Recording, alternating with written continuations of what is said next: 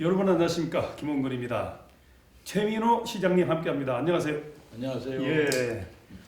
요즘 시장님 아주 자신감 있어 보이고 뭐 어디 뭐 토론회라든지 뭐 공청회라든지 가보면 팔 딱 걷어 붙이셔서 자신 있는 모습을 보여줬습니다. 아이고 감사합니다. 예.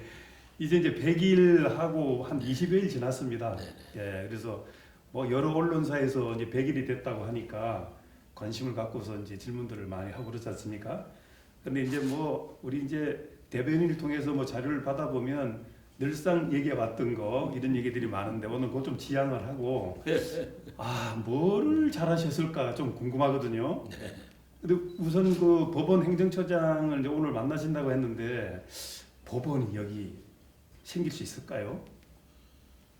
저는 세종시의 법원 설치 문제도 KTX 역사 문제와 같이 보고 있습니다. 네. 이것이 그냥 지역적인 문제다, 민원 문제다가 아니고 네. 중앙행정부처가 소속기관까지 47개가 와 있고요. 네. 또 대통령 집무실이 오고 뭐 국회까지 이제 온다고 돼 있습니다만 네. 그렇게 됐을 때 거기에 따라서 야기되는 행정 소송 문제 네. 그리고 어떤 여러 가지 관에 대한 소송 문제를 언제까지 다른 지역에서 이걸 해결하고 볼 것이냐 네. 라는 문제를 생각할 때 그 중앙부처가 소재한 지역의 고등법원에서 그 행정소송은 그 중앙부처가 소재한 관할구역 내의 법원에서 네. 소송 쟁송을 하는 것이거든요. 네. 그렇다면 당연히 세종시에도 행정법원이 설치돼야 되고 네. 또 지금 그 우리 지역 주민들의 그 인구가 늘어남에 따라서 여러 가지 소송 문제를 대정지방법원에서 우리가 해결하고 있습니다만은 대정지방법원에 포화된 업무량을 분산시키기 위해서라도 네. 지방법원 또는 행정법원은 반드시 설치가 돼야 된다고 저는 믿고 있습니다. 네. 자, 그래서 제가 이제 법원의 조정위원으로 벌써 한 7년째 근무를 하고 있습니다. 저도 물어봤죠. 세종에 법원이 생길까요? 그랬더니 조금 이른 감은 있다. 뭐 인구라든지 뭐 여러 가지 뭐 이렇게 측량하는 내용들이 있더라고요. 예, 그런데 또 여기서 간절히 원하면 인원이 좀 인구가 좀 적다 하더라도 필요성에 의해서 할 수도 있답니다. 그것은 이제 시점을 지금 시점에서 본다면 그런 답변이 나오지만 네. 우린 이 기관이라든가 설치는 항상 5년, 10년 뒤를 봐야 됩니다. 그렇습니다. 우리가 법원 설치를 지금 결정한다 하더라도 올해 네. 생기는 건 아니잖아요. 그렇죠. 그것도 법제화를 이루어지고 하다 보면 적어도 4, 5년은 걸릴 텐데 네. 4, 5년 뒤에 세종시를 바라보면 인구도 한 40만이 훨씬 넘어 있을 터이고 네. 그다음에 대통령 집무실, 국회의사당 그리고 뭐 중의원 가속기, 과학비지수협 이런 것들이 다 완공되는 시점인데 그렇다면 지금도 이른 게 아니다. 저는 그렇게 판단합니다. 이번에 법원 행정처장 미팅이 되면 네. 그런 말씀을 꼭 해주시기 바랍니다. 당연하죠. 그리고 이제 제가 세종시에서 이렇게 듣는 얘기가 뭐가 있느냐면 그 식당 운영하는 분들이 네. 종업원들이 그렇게 없답니다. 우리나라에서 해결이 안 되면 외국의 인력을 좀 요청을 해서 좀 들어오는 어떤 시스템을 만들면 어떻겠느냐. 시장님을 만나면 꼭 물어보라고 했습니다. 저희들 우리 세종시청의 군외 식당이 지난주에 한 3, 4일 쉬었습니다. 예. 왜냐하면 그 조리원들이 그만두시는 바람에 조리원 확보를 못해서 그랬는데요. 뭐 우리 세종시청뿐만이 아니더라고요. 교육청도 마찬가지고. 네. 지금 전국의 다른 지역들 다 이런 문제 고민이 있습니다. 네. 우리 택시 운전 기사분 똑같지 않습니까? 전국적으로 지금 택시 기사분들이 네. 지금 굉장히 달리고 있고. 근데 예전에 이제 노동력이 필요로 하는 그런 인력들이 우리나라 사람으로는 한계가 와 있다. 예. 누구 탓할 문제가 아닌 것 같다. 우리가 세계적으로 국력이 6위 정도 되는 나라라면 이제 그 수준에 맞는 국민들 생활을 하는 요구가 있을 터인데 네. 이제 그런 부분에 대한 인력을 어떻게 우리가 공급을 하고 확충할 것인가라는 문제는 네. 단순히 임금 문제다 그런 걸 떠나서 좀 글로벌적으로 좀 해결해야 될 시점이 왔다. 저는 네. 그렇게 생각을 합니다.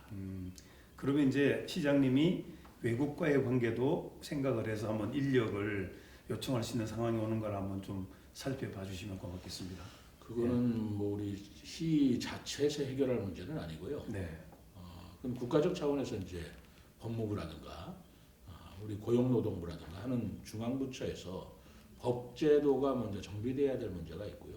아, 예, 그럼과 동시에 우리 국민들의 의식 문제도 저는 있다고 생각을 합니다. 네, 외국인들을 보는 시각을 네, 이제 외국인도 외국인이지만 우리 한국의 국적을 가지고 있는 다문화 국민들 그분들을 보는 시각을 이제 어떻게 가져야 될 거냐라는 문제가 생기는데 저는 그 부분에 대해서는 뭐 확고불변하게 네, 우리의 시선과 시각이 좀 부드럽고 넓어야 된다.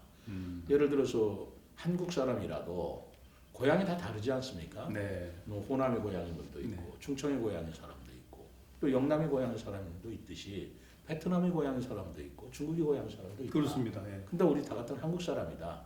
이런 넓은 시각으로 바라볼 때 그분들을 우리가 두 배로 우리가 활용하고 또 그분들의 가지고 있는 잠재 자산도 굉장히 큰 것이라고 제가 생각을 합니다. 그런 시각으로 이 문제를 대처해야 된다고 저는 네. 생각합니다.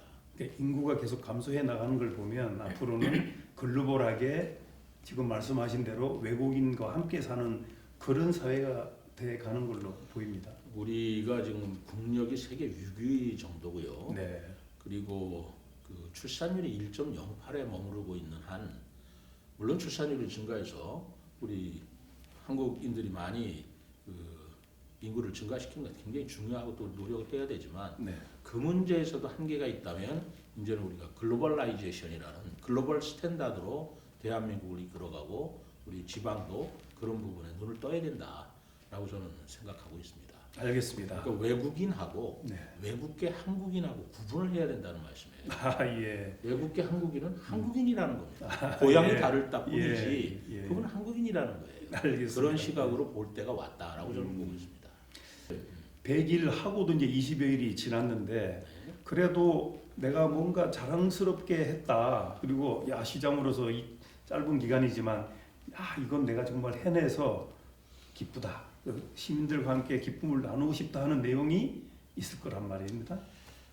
100일 만에 어떤 실적이나 제가 자랑할 만한 냈다고 하기에는 좀 짧은 기간이고요. 네. 앞으로 4년이라는 기간이 있는데 4년이라는 기간에는 제가 상당히 큰 여러 가지 그림을 그리고 있습니다. 네. 저는 세종시를 하나의 벤처 기업이라고 보고 있어요. 창조와 도전의 미래 전략 도시라고 얘기했듯이 네.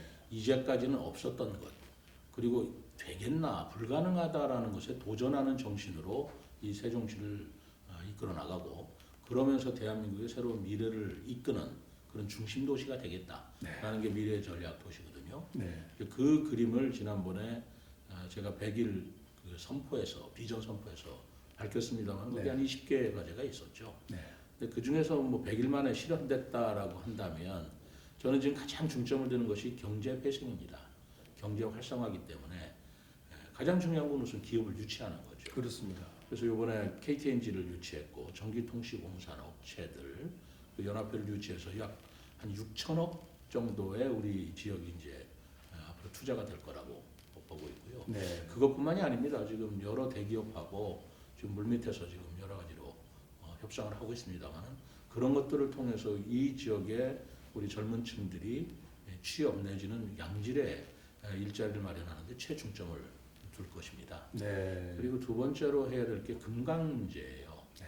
그리고 지난번에 정원산업박람회를 열었는데 우리가 가지고 있는 중앙공원, 호수공원, 그리고 국립수목원 이 어마어마한 아름다운 자원을 네. 바로 관광 요소로 활용할 수 있는 방안. 저는 그것을 정원박람회라고 생각을 해서 네. 2025년도 봄에 국제 정원박람회 금강을 같이 네. 활용하는 금강 정원박람회를 개최하고자 지금 추진을 하고 있습니다. 네.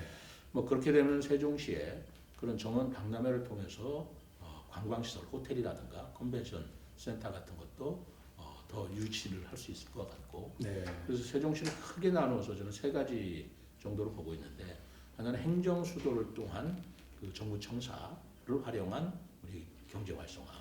두 번째는 금광과 아름다운 도시 공원을 활용한 관광 자원화. 그리고 세 번째로 우리 도시가 가지고 있는 마이스 산업. 네.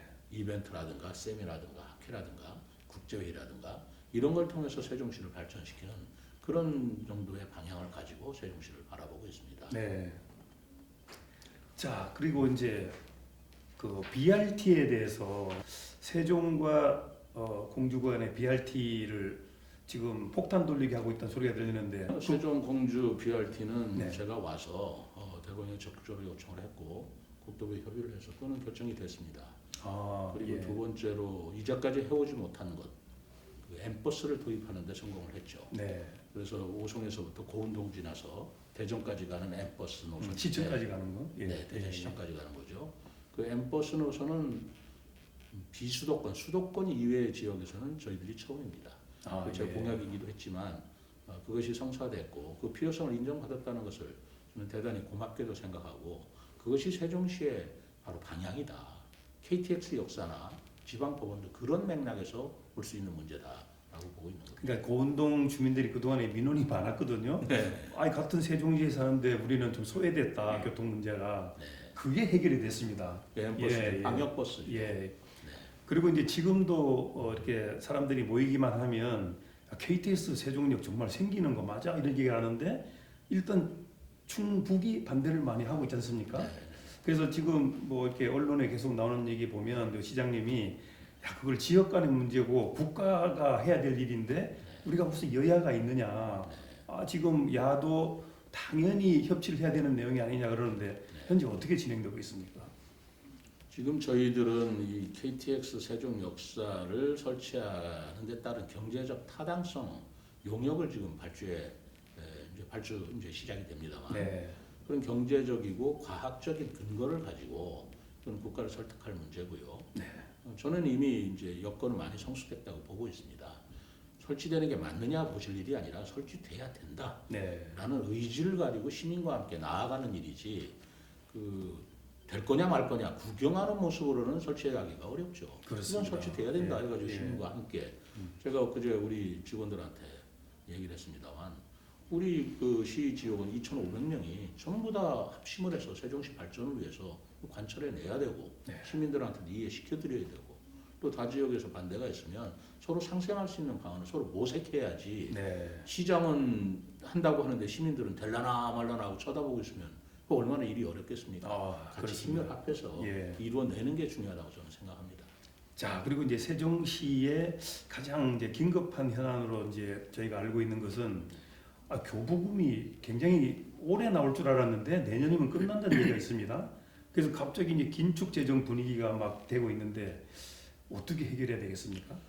그 부분이 제가 시장을 맡고 나서 파악해본 가장 어려운 점입니다. 네. 뭐 여러 번 보도에도 나왔지만 우리 세종시가 현재 가지고 있는 빚이 3,700억이 됩니다. 네. 근데 3,700억을 왜 얻었냐 그러면 그동안에 여러 가지 세원 내지는 재원이 부족했기 때문에 얻을 수밖에 없었던 사정이 있었던 것 같아요. 네. 근데 그걸 근본적으로 해결할 수 있는 노력 몰랐던 건 아닌데 그걸 적극적으로 그 가시적으로 노력했던 부분을 저는 제가 와서 시작해야 되겠다 결심을 한 겁니다. 네. 그 중에 그 가장 어려운 점이 세 가지인데 우선 여기가 그 규제 지역으로 묶고 있기 때문에 부동산 네. 거래가 활발하지를 못하고 저희 거래가 절벽 상태입니다. 그렇습니다. 계속 네. 63주차 지금 집값이 하락하고 있거든요. 이런 상황에서 그 우리가 얻을 수 있는 취득세, 등록세, 세원 문제도 있고요. 그리고 두 번째로는 그렇게 부족한 재원일 적에 중앙에서 우리 교부세로 지원을 해주는 건데 그 교부세로 지원해 주는 것도 내년이면 끝나는 것으로 돼 있더라고요. 네. 그리고 마지막으로 이제 2030년이 다가올수록 행복도시건설청에서 짓는 공공시설들을 우리 시가 또 맡아야 됩니다. 네. 근데 그거 떠맡는 건 좋은데 그 떠맡는 것에 대한 관리 유지 비용이 또 무시할 수가 없습니다. 그렇습니다. 그것이 2030년 기준으로 또 매년 2,500억씩이 들어가는 것이에요. 네. 그런 부분에 대한 재원 대책이 없이 이거를 계속 지방채를 얻어서 해결할 사항은 아니다. 저는 그렇게 생각을 해서 이 부분에 대해서도 우리 저 공무원들 전부 다 합심을 하고 우리 시민들도 그런 목소리를 같이 내어서 중앙으로부터 그 교부세라든가 하는 문제를 제도적으로 바꾸는 노력을 해야 된다고 보죠. 그러나 그것이 제도적으로 해결이 되기 전까지는 한없이 우리가 빚을 얻어가지고 이자 부담하면서 시민들한테 부담을 줄 수는 없는 거 아니겠습니까? 그렇습니다. 예. 그래서 사실은 제가 취임하자마자 추경 예산 첫 번째 추경 예산을 하면서 가장 이자율이 높은 300억의 지방채를 제가 갚았습니다. 네. 사실 새로 취임한 자치단체장이 그 일을 해서 생색을 내거나 아니면 시민들한테 가시적인 모습을 보이려고 하지 그 예산을 줄여서 빚 갚는다는 것은 그건 아마 전국에서 저 혼자라고 생각합니다. 아, 그렇습니까? 아, 저는 그것이 바로 네. 시민을 위한 행정인의 건전한 양심이다라고 생각하고 있습니다. 네. 그래서 줄일 건 줄이지만 우리가 이제 예산이라는 건 그렇습니다. 소모성 예산이 있고요, 투자성 예산이 있습니다. 투자를 해서 회수할 수 있는 거라면 그건 굳이 아낄 필요는 없어요. 네. 그건 지방채를 얻어도 가능합니다. 근데 소모성 예산, 쓰고 없어지는 예산, 그런 선심성 예산 이런 것들은 우리가 절약을 해야 된다고 보고 있고, 네. 그래서 제가 뭐 잘 아시겠습니다만은 우리 시청 공무원들이 사무실을 만드는 별관 신축 네. 이런 것들은 과감하게 좀 보류를 시키자. 그랬죠. 예. 그래서 그 설계비 27억을 여민전 우리 소상공인을 살리는 여민전 예산에 투입을 했지요. 네. 그래서 그런 소모성 예산이라든가 좀 불필요한 예산은 줄이되 그런 우리 시민들의 서민 생활이라든가 아니면 경제를 활성화시키는 데 필요한 예산은 과감하게 투자를 해야 되겠다라는 네. 기조로 지금 추경도 했고 내년도 본 예산도 짤 겁니다. 네. 그럼 이게 이제 국회에서 도와줘야 될 그런 일이네요. 그렇습니다. 예. 자, 그럼 이제 세종으로 이제 넘어와서 지금 13대 7이라는 그런 구도 아니겠습니까? 근데 제가 볼 때는 서로 상생하기 위해서 잘 돕고 있는 걸로 보는데 어떻습니까? 그 자꾸만 그런 구도, 정쟁의 구도로 시각을 보시는데 네. 제가 솔직히 말씀드리겠습니다. 우리 의회가 잘 도와주고 있어요. 아, 예. 뭐 도와준다는 것도 좀 이상한 표현인지 모르겠습니다만은 제가 잘못한 것에 대해서 견제하고 균형하는 건 당연한 겁니다. 네. 그러나 제가 마땅한 일을 하고 그리고 시민들을 위한 일을 하는데 굳이 또 의회에서 반대를 위한 반대를 한다는 것은 저는 이제까지는 못 봤습니다. 네. 예를 들어서 이번에 도랩마을 7, 8단지 주민들이 네. 그 임대주택에 사시는 어려운 분들인데 그분들에 대한 임대료 인상을 제가 동결시키는 예. 몇 년 동안 도래마을 7, 8단지에 그 플랜카드 걸리고 있었습니다. 그렇습니다. 그것을 조례 개정을 통해서 우리 원주민들 소액 보상을 받았던 원주민들한테는 임대료 인상을 좀 동결시켜주자라는 네. 그 지시 내지 제안을 제가 취임하는 날 제 1호 지시로 했습니다. 아, 그렇습니까? 예. 그런데 흔쾌하게 우리 의회에서도 받아주셨어요. 예. 그래서 도래마을 7, 8단지 주민들이 얼마나 좋아하시는지 모릅니다. 그런 걸로 인해서 이번에 추경 예산도 저희들이 편성을 했는데 뭐 거의 원안에 가깝게 의회에서 통과를 해줬기 때문에 지금 13대 7이라는 정치적 구도를 가지고 자꾸 협치가 안 된다 이렇게 부추길 일도 아니고 네. 저는 의장하고도 우리 상병원 의장하고도 개인적인 일이든 공적인 일이든 상의할 일이 있으면 얼마든지 둘이 만나 상의를 하고 합니다. 네. 다 이해가 되고 들어보면은 우리가 합치될 게 없다라는 생각에서 저는 뭐 협치가 안 된다라든가 또는 어렵다라든가 아직까지는 그런 상황을 제가 만나본 적은 없습니다. 알겠습니다. 그리고 이제 시장님의 그 공약 있잖아요. 네.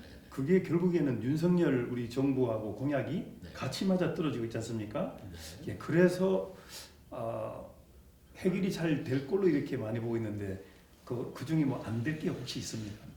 그 공약이라고 그러면 대통령 공약이 네. 있고 제가 시장으로 내세운 공약이 있습니다. 네. 사실 솔직히 얘기해서 그 윤석열 대통령 공약도 제가 국민의힘 시당 위원장이었을 시절에 세종시에 가장 필요하다고 생각해서 네. 이거는 대통령께서 해결해 주지 않으면 안 될 그런 굵직하고 야심적인 그 공약을 건의를 했고 그것이 네. 받아들여진 것이에요. 그렇습니다. 예. 그리고 제 시장 공약은 뭐 그보다는 좀 소규모거나 네. 아니면 지역에 국한된 공약들을 했는데 저는 제 시장 공약을 매니페스토 협회를 통해서 검증을 지금 받고 있고요. 네. 검증 받아서 추진해야 된다고 생각하는 거죠.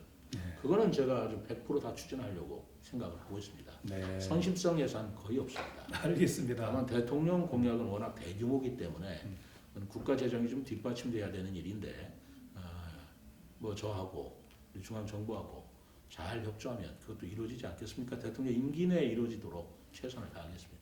자, 이제 마지막 질문하겠습니다. 자, 이제 결국 이제 유권자들의 지지에 의해서 세종시장으로 이렇게 당선이 돼서 지금 100일을 지나고 있는 중인데, 근데 이제 이게 시정을 움직이다 보면 지금 그 보도 자료 오는 거 보면은 그 매일매일 쏟아지는 그 일정들이 아주 뭐 빼곡하거든요. 그 소화내는데 어려움이 없는지 그것도 묻고 싶고 그 또 한 가지는 야 내가 시장을 이것 때문에 정말 내가 잘했다. 그런 게 있으면 한번 좀 말씀해 주시기 바랍니다. 저도 공직을 한 30여 년 했고요. 기관장도 뭐 여러 곳 했습니다만 이렇게 일이 많은 자리는 처음 봤습니다. 아 예. 그 생각을 해보니까 당연한 것이더라고요. 그 기초자치단체 우리 시장 군수들도 굉장히 바쁘거든요. 그렇습니다. 시도지사들도 아시겠지만 네. 정말 눈코 뜰 새 없이 바쁩니다. 그런데 저는 그 시장 군수 일하고 시도지사 일을 같이 봐야 돼요. 네. 단층제이기 때문에.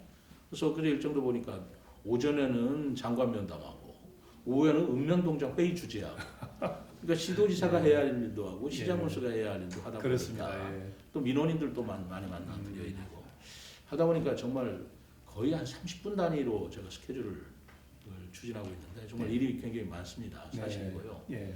그러나 생각해 보면 이런 바쁜 과정에서 하나하나 해결해주고 또 지역 주민들이 저하고 직접 얘기하면서 어떤 얻는 만족감 그런 것으로 인해서 또 보람도 있는 것이거든요. 네.